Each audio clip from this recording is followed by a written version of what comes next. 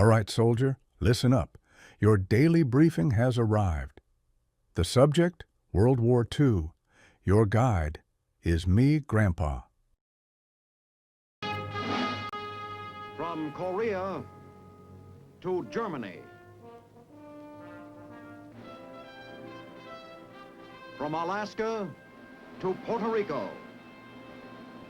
All over the world, the United States Army is on the alert to defend our country, you, the American people, against aggression. This is The Big Picture, an official television report to the nation from the United States Army. Now, to show you part of the big picture, here is Sergeant James Mansfield. Welcome to The Big Picture. Today, we bring you the last in our series of programs dedicated to the American combat infantryman, the soldier who proudly wears the blue badge of courage. We will show you a pictorial history of the famous 29th Infantry Division, from training camp to victory, amphibious maneuvers in England, the Battle of Normandy, St. Lo, Brest, and then the march on Germany. Later on, Colonel Quinn will have a few final words for you about the soldier with the rifle, the man with the blue badge. So now, for more about the program, we take you to the office of Colonel William W. Quinn. How do you do, ladies and gentlemen? Today marks the 13th and last week of the blue badge. Consequently, on this program, we'll stress and review some of the points that we've made during the series, as well as honoring the infantrymen of the 29th Division. We plan also to trace for you the evolution of the riflemen from 1776 until the present day. But now, the famed 29th Infantry Division, the blue and the gray.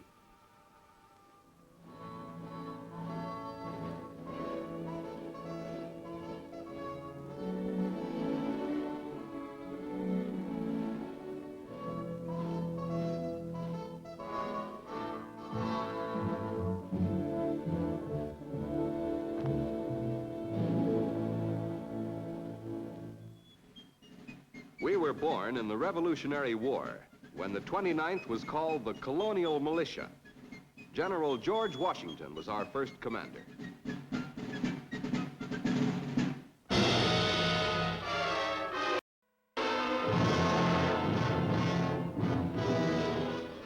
It took a civil war to team up the blue with the gray.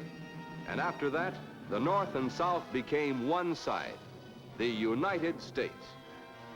In World War I, our slogan was, 29, let's go. And we went to catch up with the Kaiser. And when World War II exploded, the 29th was on the go again. Believe me, brother, we made tracks because we had a date. But with the equipment of those early days, it looked like we'd never make it. It was 29, let's go, rain or shine. And a 10-minute break felt like a 2 weeks vacation with pay. It was go, go, go all the time. We sweated it out on land.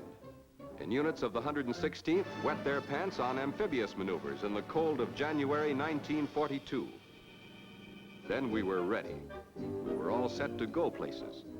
But nobody told us where we were going. All we knew, we had a date to keep, a business date.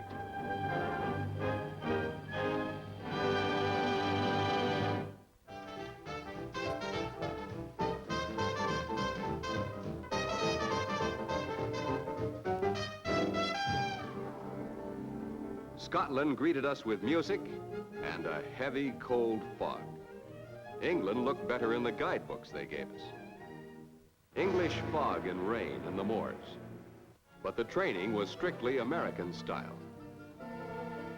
12 hours a day, 7 days a week, and no pay for overtime. And if we ever forgot for 1 minute why we were there, why, Jerry would send over his reminder notes every hour on the hour.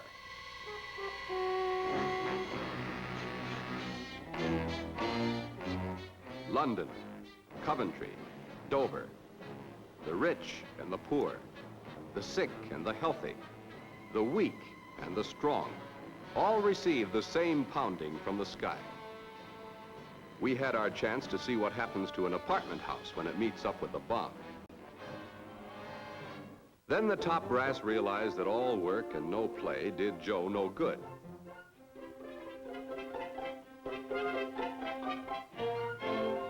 So we toasted merry old England, drank enough tea and warm beer to float the whole British Navy. Spring was in the air, so were the latrinograms. The date? Anybody's guess. But everybody knew we were going to meet up with Jerry, soon. The lumps in our stomachs were as heavy as the packs on our backs.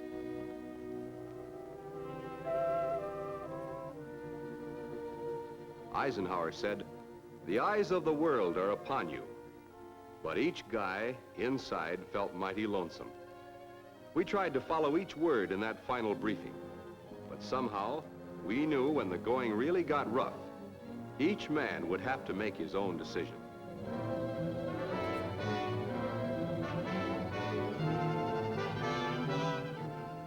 Over 1,000 planes went in ahead of us, but not just to show us the way.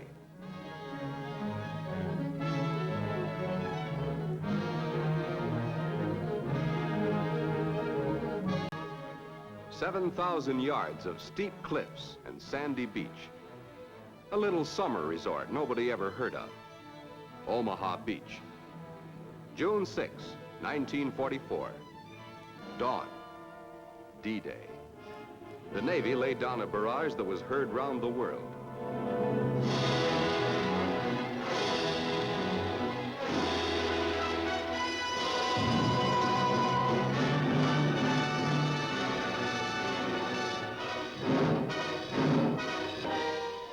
And the Air Force provided that much-needed umbrella.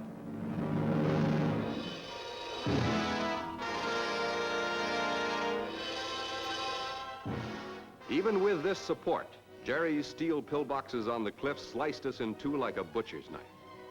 And you can't hide on a flat beach.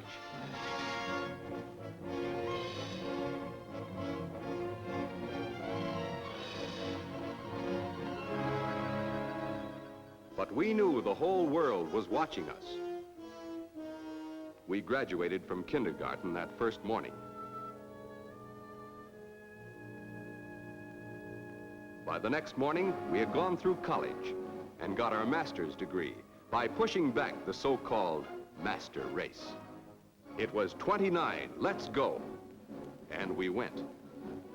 The going was slow but sure. We had made a date, and we were going to keep it. We never stood still. We moved up to San Lo, 20 miles covered with blood, sweat, and tears all the way. Julius Caesar fought these hedgerows 2,000 years ago.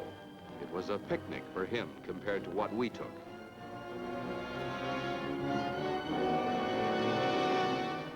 We dropped leaflets behind Jerry's lines. They read, "Your leaders have promised you that the Allied troops would not stay even 9 hours on French soil. We've been here 4 weeks." But here was the only language Jerry understood. So we tore into San Lo with the fury of a tornado.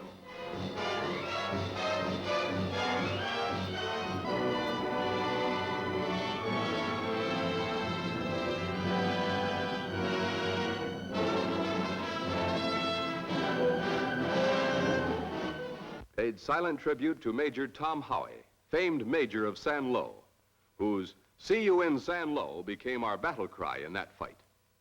In 5 weeks, Jerry was blown out of San Lo.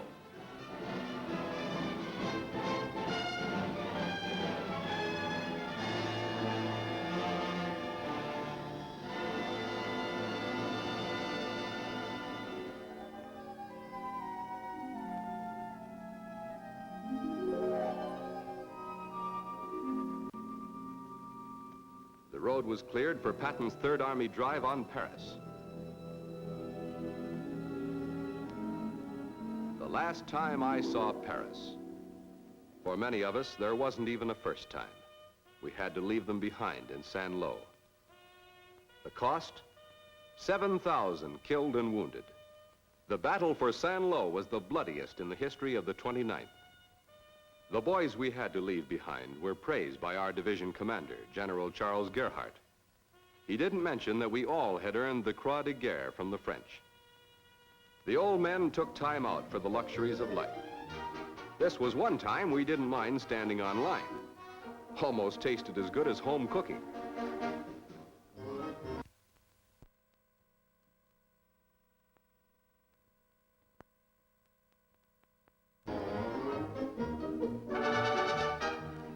They took care of the inner man and the outer man. A few luxuries. A chance to clean up with soap and hot water. Brush up on a little American humor. And catch up on letter writing. Somebody must have read our letters. They answered special delivery. Before we knew it, it was 29, let's go. Our first look at towns untouched by bombs. Hitler had been here before us. We didn't see an able-bodied man.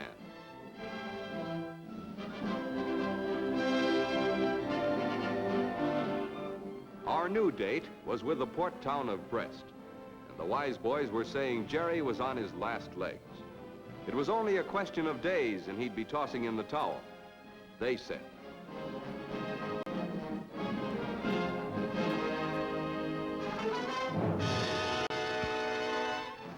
But the shells Jerry tossed at us told a different story. They held on to every apple orchard as if it were worth $1 million.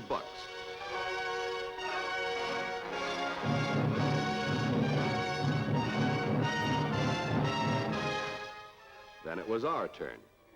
We hit them with everything but the ring posts.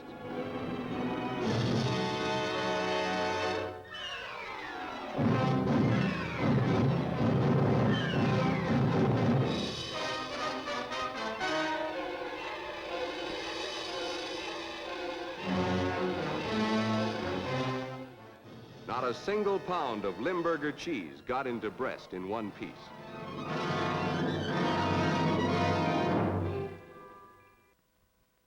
Generals Simpson and Gerhardt were on hand to map out any change of plan. We found out what Hitler meant when he gave the order, hold Brest at all costs for 3 months. That order cost many a Jerry his future.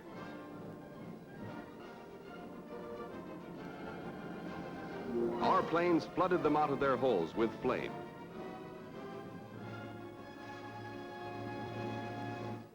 Washed them out into the open, gasping for breath.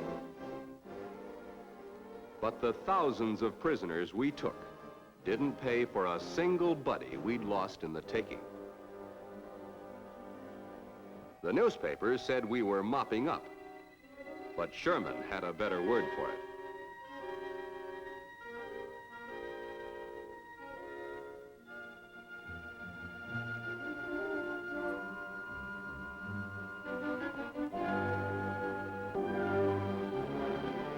Hitler said 3 months. His timing was screwy. In 3 weeks, we personally exterminated and caught more rats in this waterfront city than all the quartermaster's poison and traps could kill. The plague was cleaned up, 29th style.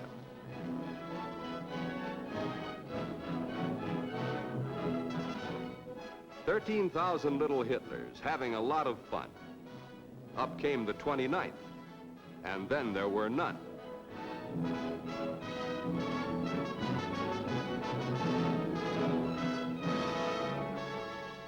Just a couple of battle-weary boys, crashing the act.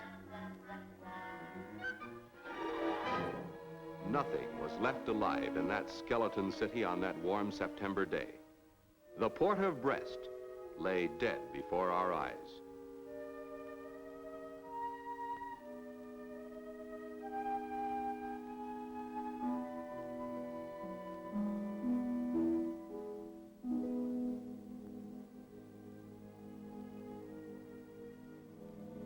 "20 feet of reinforced concrete. The submarine pens were made for resistance. Uncle Sam served eviction papers. No more wolf packs could board here. We relaxed with the USO.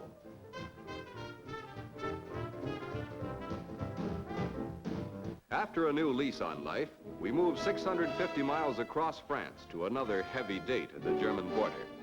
The war had stopped there and was waiting for us to catch up with it. All we'd known so far was hedgerow fighting, but this was Germany, flat and dank, Jerry's own home grounds, and we knew he'd hang on to it. Concealed pillboxes, concrete emplacements. Every kind of man-made obstacle was thrown in our path. We blasted through town after town. Kreuzrath, Bergden, Hatterat. Seemed like we began every battle in the dead of night. Nobody ever got any sleep anymore. Every man who went into Schierwaldenrath was either killed or captured. Company K of the 115th was completely wiped out. When Company C ran into a kraut ambush, it looked like curtains.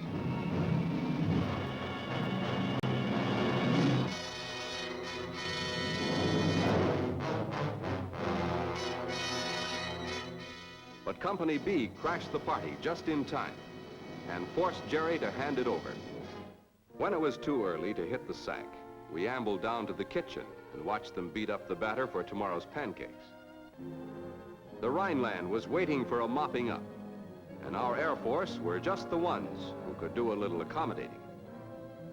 24 hours a day, the Air Force dropped their heavy loads on industry, railroad yards, and marshalling points with pinpoint precision, leveling everything in their path. Setterich, where a lot of our Joes won the Distinguished Service Cross, posthumously. Durbelslar, the land so thick with mines and booby traps that we learned to take the shell fire standing up. Aldenhofen, Niedermerz, it was every man for himself.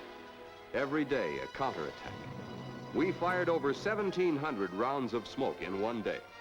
But as one Joe said, if I had to pay for it all myself, it would be worth every penny. Sooner or later, Jerry found himself mixed up with American steel.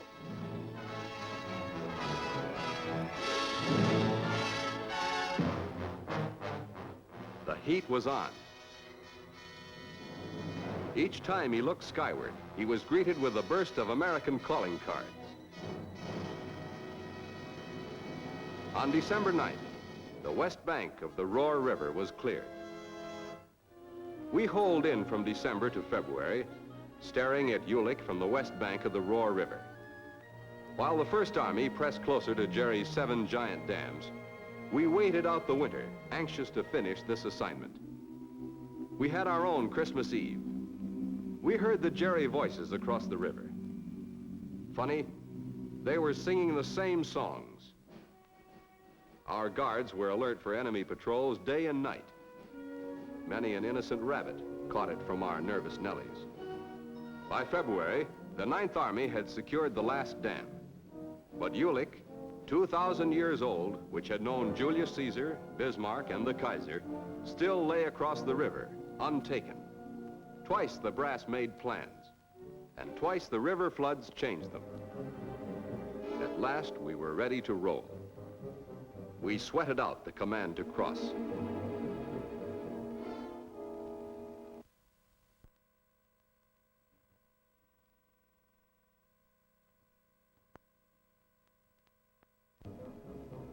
February 23rd was the date we left to give the Krauts their Rohr cleaning.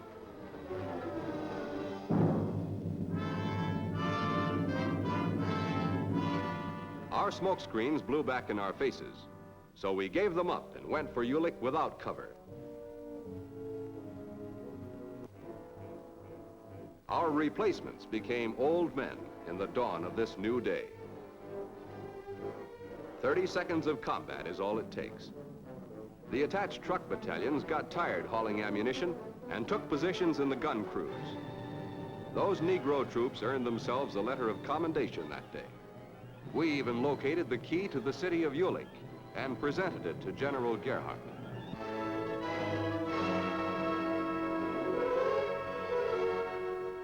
Jerry was crying uncle, but we were going so fast we couldn't even stop to listen. We took the attack into Mönchengladbach on the 1st of March. The Nazi mark was branded on the faces of the DPs. And then we had a quick view of the Rhine. Chemical engineers supplied the smoke. Navy supplied the boats. 29th Division supplied the men. We captured the entire German V2 rocket division, and the end was near. And when we met the Russians, it was easy to translate VE Day.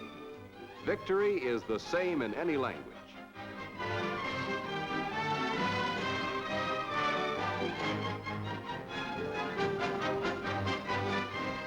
The war was over.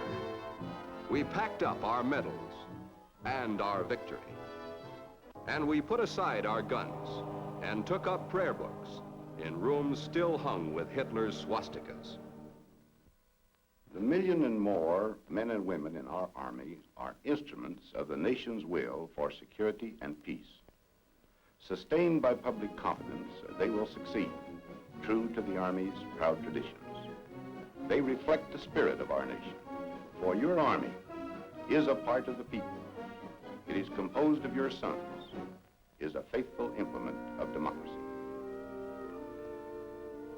I am the American soldier.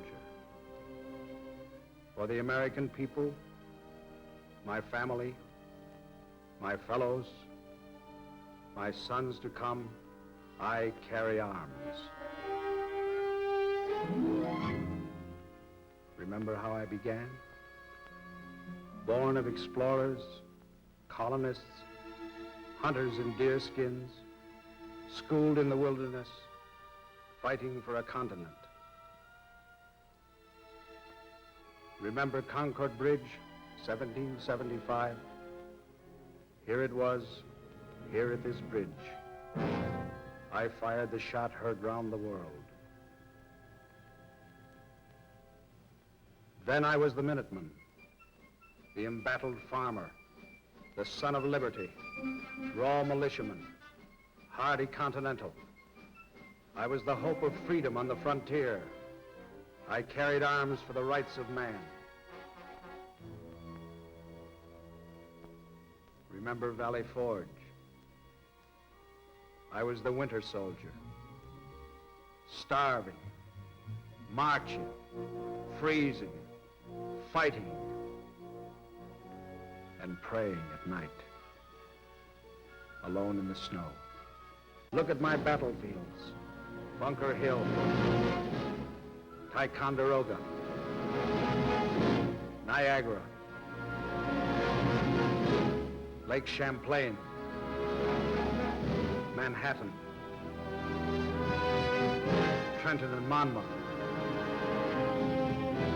Kings Mountain and Cowpens, Yorktown. Marching, I made America great. North to the parallel 49, south to the Rio Grande, west to the mountains. Marching, I made America free. Working at peace, I built America. Explored with Lewis and Clark, with Zebulon Pike, with Kit Carson and Davy Crockett.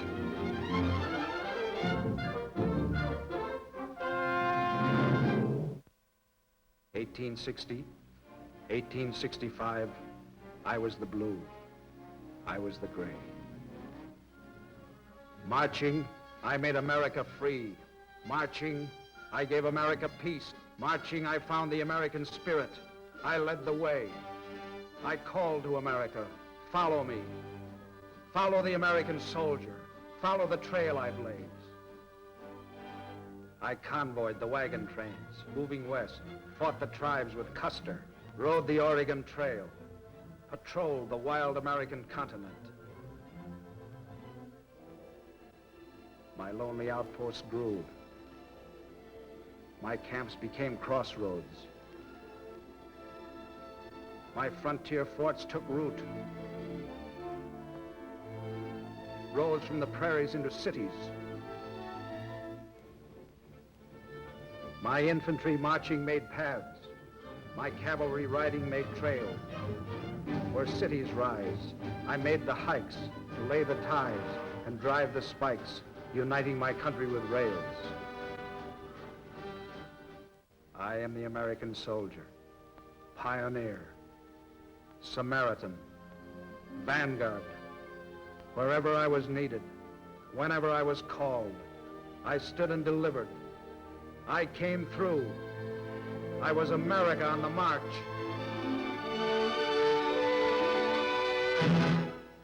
I'm the regular, strictly GI.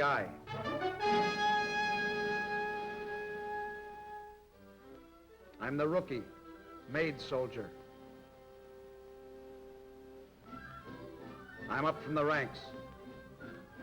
Hell for leather, right on the line, straight from the eye. I'm the rifleman, cannoneer, trooper, skier, engineer, gunner, scout, marksman, driver, signalman, sentry, mechanic, flyer.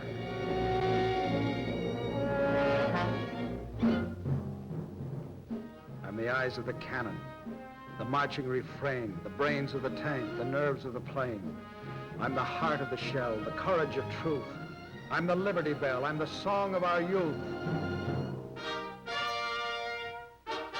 Your Army is not just a man in uniform. Today, your Army is part of an active combination of forces for national defense and world peace, and security is not taken for granted.